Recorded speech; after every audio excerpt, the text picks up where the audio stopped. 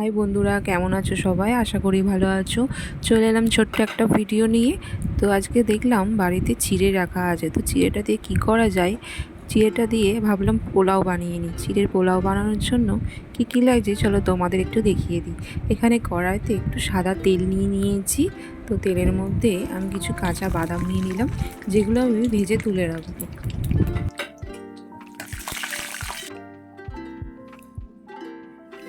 এবার কড়াইতে ফোড়নের জন্য নিয়ে নিলাম গোটা সর্ষে আর একটা শুকনো লঙ্কা, আর নিয়ে নিয়েছি একটু কারি পাতা। সব কিছু দিয়ে এবার কুচোনো কিছু জিনিস আছে যেগুলো নিয়ে নিয়েছি: কাঁচা লঙ্কা কুচো, পেঁয়াজ কুচো, আদা কুচো আর টমেটো কুচো।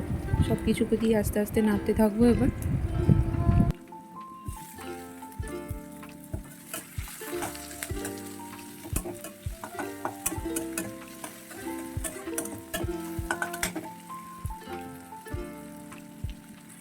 এবার এখানে দিয়ে দিলাম পরিমাণ মতন নুন আর পরিমাণ মতন হলুদ।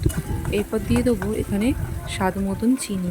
চিনিটা অবশ্যই সবাই যে যার স্বাদ মতন দেবেন, আর পোলাওতে একটু চিনিটা বেশিই লাগে। দিয়ে সব কিছু দিয়ে এবার আস্তে আস্তে আমরা নাড়তে থাকবো। দেওয়ার পর বাদামটা, ভেজে রাখা বাদামটা দিয়ে দিলাম। আর এখানে চিড়েগুলোকে আমি আগে থেকে জলে ধুয়ে জল ঝরাতে রেখেছিলাম। দিয়ে সব কিছু হয়ে যাওয়ার পর চিড়েগুলো দিয়ে নাড়তে থাকি। হয়ে গেল আমাদের চিড়ের পোলাও। পরের ভিডিওতে দেখা হচ্ছে, টাটা।